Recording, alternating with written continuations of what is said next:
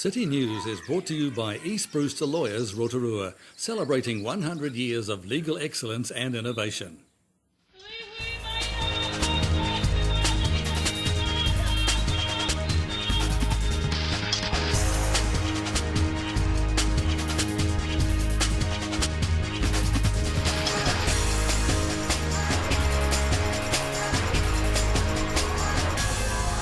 Good evening, Rotorua. Tonight on City News.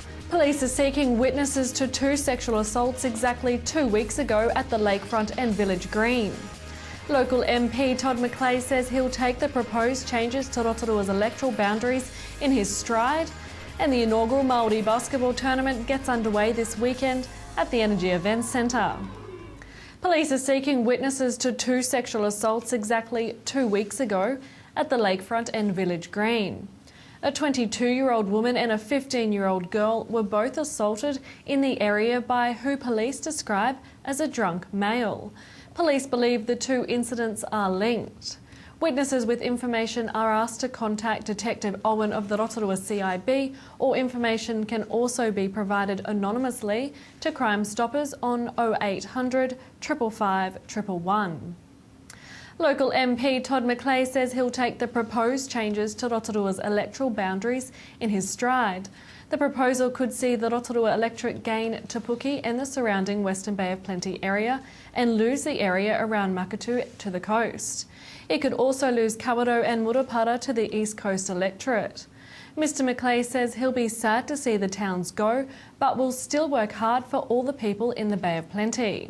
Alan, I've had an office in Te Puke for the last 6 years, spent quite a bit of time over there because my electorate boundary currently comes up right to the edge of Te Puke. So whilst I'm sad to lose Kawerau and Murupara, really looking forward to some of the opportunities to continue to represent the people of the Bay of Plenty and to work closely with Tony Ryle, who's the MP there at the moment, and Antoli, who will come and join my boundary near Te Puke to make sure that all of the great opportunities that exists in the wider Bay of Plenty and in Rotorua is known in Wellington, and our ministries are looking at what they need to do to continue to support local people here. Rotorua Visitor Centre manager Graham Brownrigg says the centre had its biggest number of visitors through the doors in one day over the holiday season. Mr Brownrigg says a record 5,000 people came through the doors, with overall visitor numbers to the city up on last season. Extremely busy this year. The last 2 weeks of December and the first 2 weeks of January, we've had 40,000 people through our door. So one of those days was a record day. I hadn't had that number of people in here before. It was just over 5,000 people in one day. So huge increase, and particularly over that Christmas and New Year period, which was a bumper season. Wow. In sport tonight, basketball teams representing iwi from throughout New Zealand will be converging on Rotorua this weekend for the inaugural Māori basketball tournament. President of the Rotorua Basketball Association, Daryl Penne, says the tournament will feature age group sections from junior right through to senior. He says teams from throughout New Zealand are coming to the event.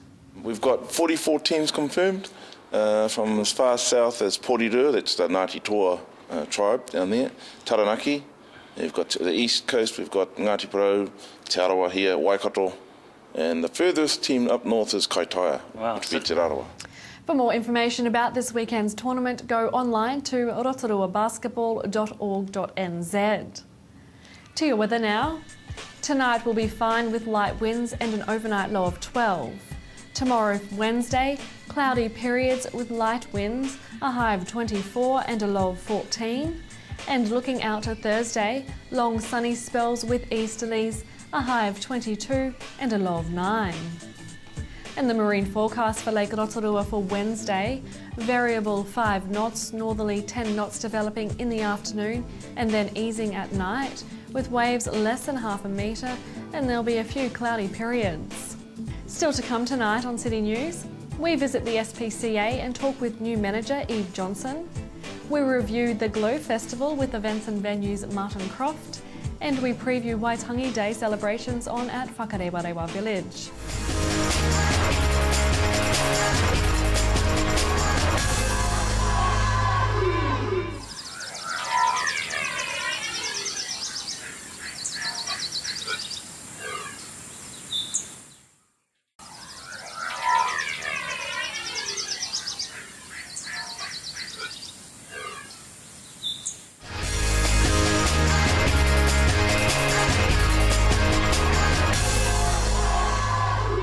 down at the SPCA today, and I've got not such a good news story for you at the moment, because there's lots of cats down here that need homes, and not kittens, but mature cats.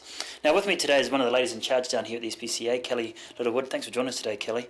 Now, it's always a sad day when you've got too many kittens and too many cats, because they really need homes, and by the look of these guys here, they're friendly, and yeah, like I said, they really do need homes, don't they? Yes, they do.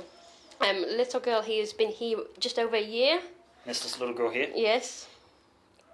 It's a long time, eh? So, just looking at them, obviously they're still very friendly, but we've got one under the bench there, and he's a bit timid. Is that because they've been in here for that amount of time? Yes, yeah, definitely. They get really, just get really nervous because they've not had that environment to grow. Yeah, because you can see them up there looking out the window, so they're obviously wanting to get outside. What is it about mature cats that people are put off by, as opposed to when they come in and they just get kittens? I think it's the size, to be honest. It really is, and just the look of them, I guess. Yeah. We have a look at Sooty here. He's just lapping up the attention. Sure. So, for our viewers at home, obviously you want someone to come in and take these guys home. Definitely. They're awesome cats, and they're fully grown, so you know what size they're going to be, and the personalities are fantastic. They're just such loving cats. Yeah, and I guess you don't have to worry about toilet trained. Not at all. They're all litter trained, de-sexed and things like that. It's fantastic, Yeah. So how many fully grown cats you got in here at the moment, Kelly? We have about 34 at the moment, Wow. all looking for homes. Is that your capacity? Is that the amount you can take? It's getting close. It's not quite, but it's not far off at the moment. We're Wow. starting to get full. What about them being wormed and treated for fleas and microchips and things like that? Do you guys do that as well? Yes, they get regularly fleed and wormed, and they're microchipped as well once they get all de-sexed as well. Yep. So if someone's sitting at home and they obviously don't want a kitten, but they want a mature cat, maybe an older Yes. couple, what's the process they need to go through? So what they need to do is come into to the shelter, come and have a look which one they like, just do a bit of paperwork, and they can take it home there and then. All in the same day? Yes, all in the same day. Is there a cost to this, Kelly? There is a cost. They are 95, but that covers the de-sexing and fleeing and worming and microchipping and the vet checks as well. So these three here, they've been in here almost like a year each. Yes. Yeah. All right. So if you're at home, I guess we really want them to come in and take these cats, eh? Definitely. Yeah. Definitely, because there's more waiting to come in. Cool. Righty, Kelly. Appreciate your time. Thank you. Well, there's someone that has to be in charge down here at the SPCA, and she's brand new to the job. And I'd like to welcome Eve Johnson. Thanks for joining us today, Eve. New to the job, so where did you come from? Because I know you're not from Rotorua, are you? No, I'm not actually. I've been here 2 weeks, and I'm from the South Island. And my background is very different. I'm not from a charity background or an animal background. I'm actually from the business world. And the SPCA are doing that probably across the country now. They're bringing in more business managers to run the centres because they are a profit-making unit on their own. And as a charity, we get a lot of donations in, so they need managing.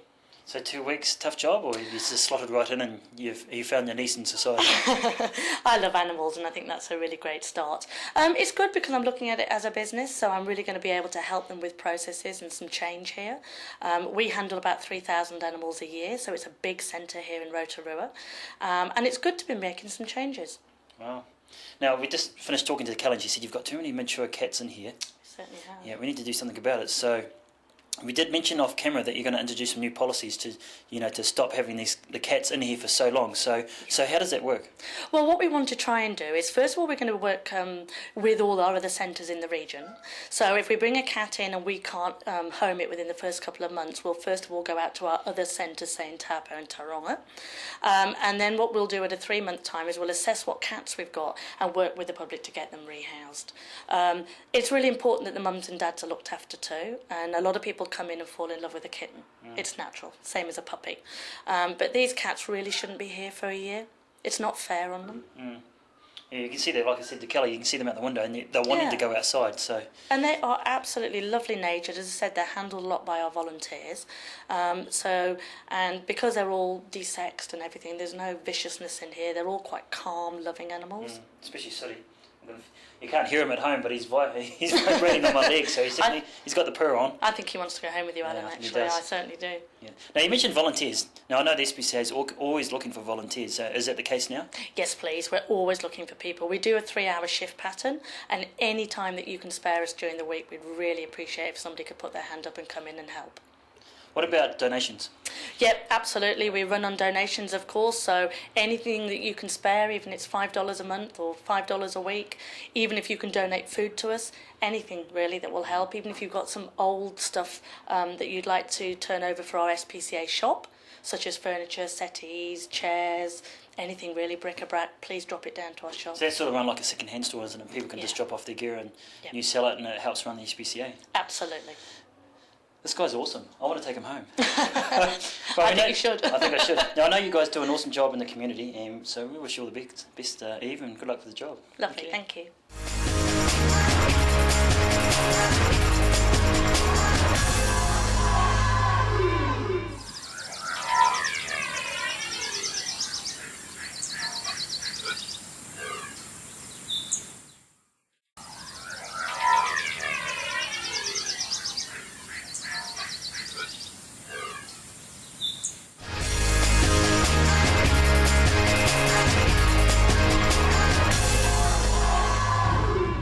Well, the Glow Festival over New Year's here in Rotorua attracted nearly 10,000 people to the New Year's celebration, and obviously it was a huge success for our city. And with me today is Martin Croft, the manager of events and venues. Thanks for joining us today, Martin. Now, like I just said, a big success for our city. You guys must be happy because you've put in a lot of hard work to pull off this event. Oh, we have, and we're really pleased with the feedback that we've been getting from this year's event. We've made a few more changes. It was a big change 2 years ago when we went to Glow from Mardi Gras, the old Mardi Gras, and we learned a lot of lessons from the year before, made some changes this year, and the numbers of people down there, in particular New Year's Eve, was incredible. So I think that's endorsement for what we've been doing.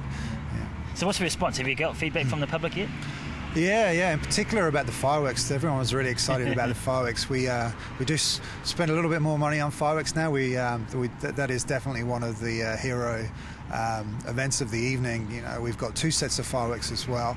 The early evening fireworks that we put on specifically for those people who want to come down, watch a show, see a firework display, and then go home. They're very popular, and it was packed. I was amazed at how many people were down there. It was heaving. Now, you mentioned that you made some changes. Well, you're going to make some changes, but let's come to that in a few moments, Martin. Let's just talk about the events in itself. First one, Party in the Park. How did that go? Oh, it was good. So Party in the Park begins at 6 and finishes at 9. It is the highlight of the whole festival. New Year's is obviously is the biggest night, and we want to make sure that we bring as many families into Rotorua as possible. So it's aimed at the families. We bring a few stars in. We had Jackie Thomas, and we had Whenua down there as well. They were both popular, and a lot of local artists. We like using the local artists, so good chance for Cameron Rota, for instance. He was very popular. And then we finished that with that early evening firework display. We then did... we had a screen down there, a big screen, which we used prior to both firework displays, and we also showed a movie down there. We had Monster & Sick. That was popular. We had 2,000 people watching that. And then we finish up with the big fireworks at midnight, and they were huge. Now, you may not know this, but one of our cameramen from TV Rotorua, Graham, he had his 70th. And he lives over in Kaua Point, so he got to watch the free show. Oh, that's fantastic. We know that a lot of people watch the fireworks from around the lake. A number of people drive in specifically just to watch the fireworks and watch it down at Sulphur Point. That's great. They're huge. Some of those fireworks go up 1 kilometre into the air, so you can see them. I wouldn't be surprised if you wouldn't see them from somewhere like Rotorua or somewhere like that, because they're so big. They're really big. That's true. Now, the second event was the brunch that you had on the next day. Now, I'd imagine that would be pretty popular with people coming down and eating. Yeah, I mean, we did this for the first time last year, and it was really popular. Really relaxed atmosphere down there. We introduced a few games for the kids to play. We had local entertainment again. Really relaxed. You know, that Sunday morning feeling that people have after a big night before. They come down and they just chill out with their families, and we give away a few prizes as well, which is also fun. But yeah, that's a success, and we'll definitely continue with the big brunch. That's good. Now let's go back to those changes you talked about, because with changes, obviously there's going to be improvements. So let's just touch on that a little bit. Yeah, we really want to make sure that we fill all the gaps. You know, that we do this really for the families. We're trying to attract families down there. It is about, you know, those visitors that are in town, the families that come into town and want to be together and celebrate the new year, the change of year.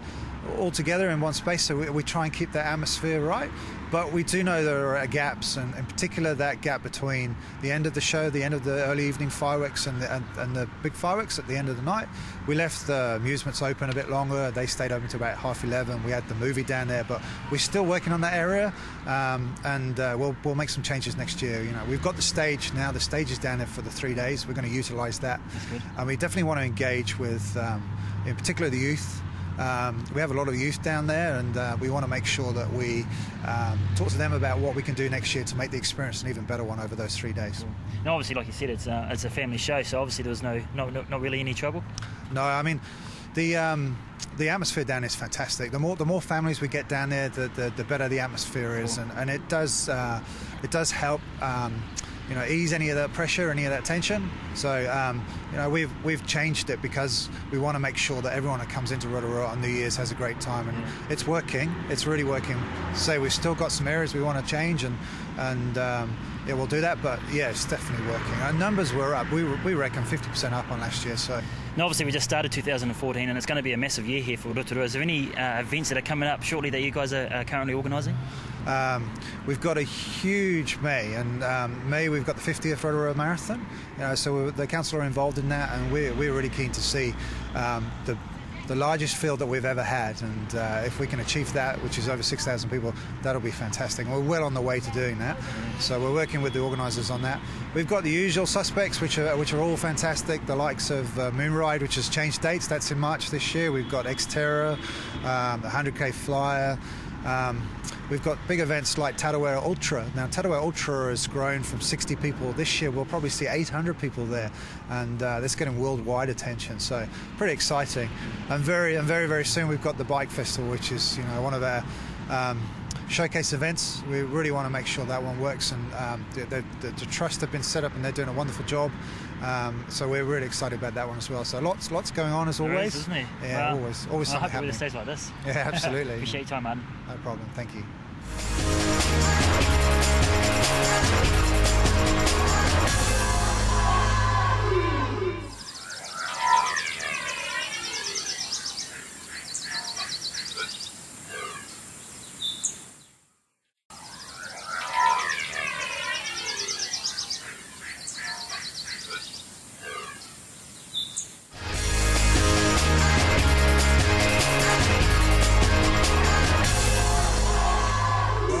Well, we're down here at Rocket Village today, and even though the weather hasn't been absolutely spot on, it's still been a bumper tourist season down here.